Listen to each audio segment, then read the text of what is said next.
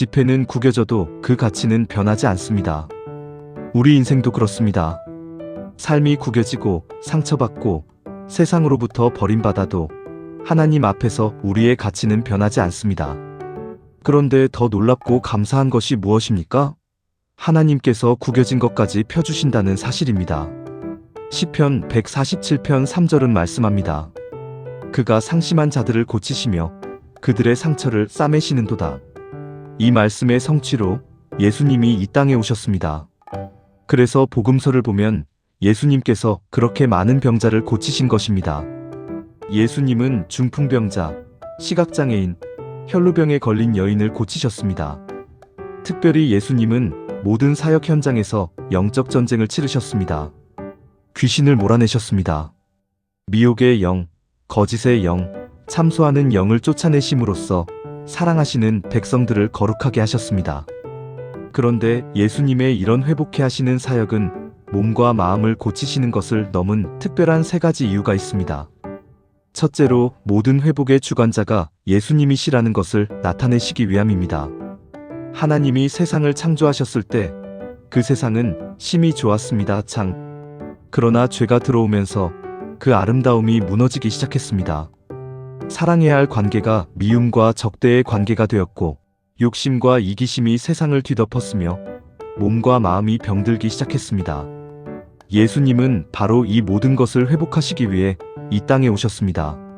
하나님이 태초에 세상을 창조하셨듯이 이제 예수님이 그 세상을 새롭게 재창조하신다는 것을 병자를 고치심으로 선언하신 것입니다. 둘째로 지금의 회복은 제한적이지만 장차 올 회복은 완성적이라는 것을 보여주시기 위함입니다. 예수님은 팔레스타인이라는 제한된 땅에서 제한된 수의 사람만을 고치셨습니다. 그러나 이 고치심은 샘플입니다. 예수님으로 인해 완전히 회복될 세상에 대한 샘플입니다. 지금 한 사람을 고치시는 것은 나중에 모든 것을 고치시고 온전해질 그날을 향한 맛보기입니다.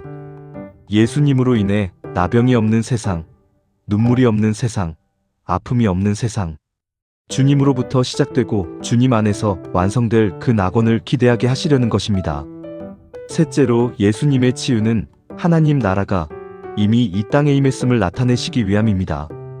당시 유대 사회에서 질병과 고통은 죄와 저주, 어둠의 권세 아래 있다는 증거로 여겨졌습니다.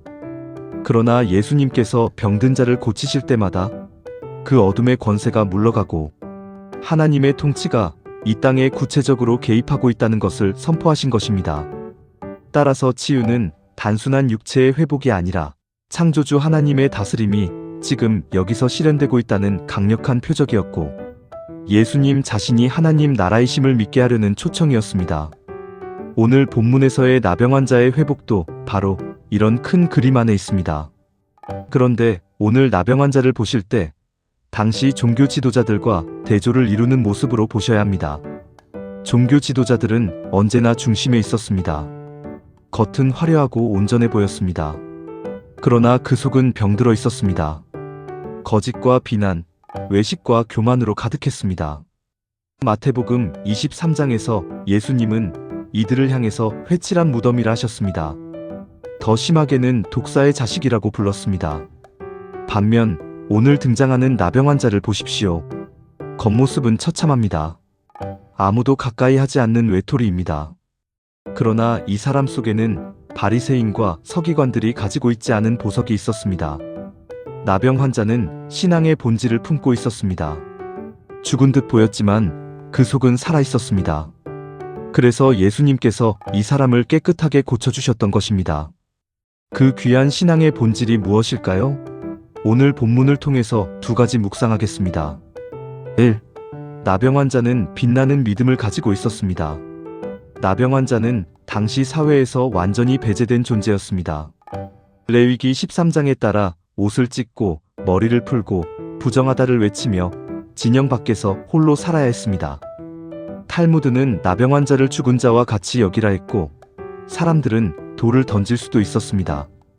그래서 당시 나병 환자는 살아있지만 죽은 자처럼 사는 삶이었습니다. 이런 처지에 놓이면 낙심과 절망은 기본이고 의지로는 일어설 수 없습니다.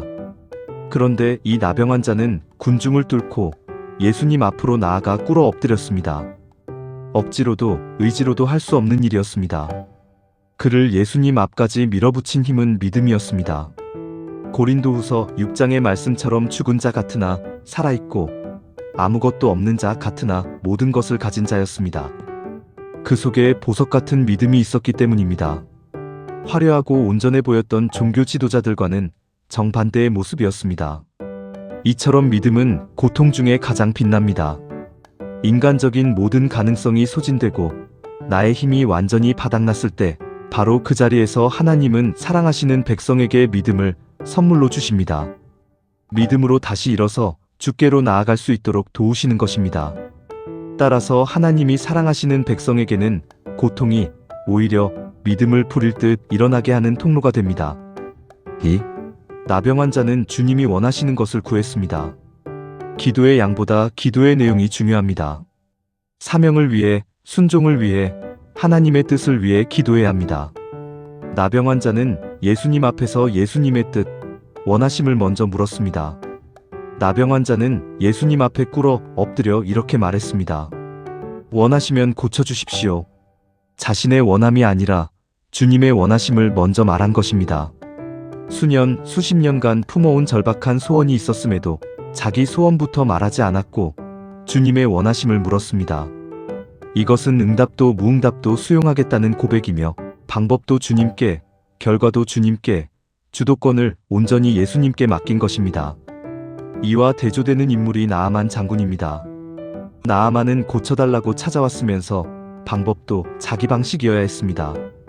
엘리사가 직접 나와 안수해 주어야 한다는 내 생각에 사로잡혀 노하여 물러갔습니다.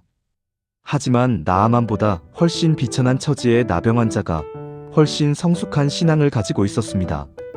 우리도 이런 성숙한 신앙을 가져야 합니다. 기도 자리에서조차 내 생각대로 되지 않으면 노하여 물러가는 나아만이 아니라 조용히 주님 앞에 주님이 원하시는 것이 무엇입니까? 라고 묻는 사람이 되어야 합니다. 그럴 때 내가 원한다. 깨끗함을 받으라는 말씀이 강하게 임합니다. 기도 제목 1. 고통과 절망의 자리에서도 보석 같은 믿음을 주셔서 군중을 뚫고 예수님 앞으로 직진하게 하소서. 2. 내 필요가 아닌 하나님 나라를 향해 기도의 방향을 전환하고 사역과 순종, 하나님의 뜻을 위하여 기도하게 하소서. 3. 주님이 원하시는 것이 무엇입니까? 묻게 하시고 내 생각과 내 방식을 내려놓고 방법도 결과도 주님께 맡기는 성숙한 신앙을 가지게 하소서.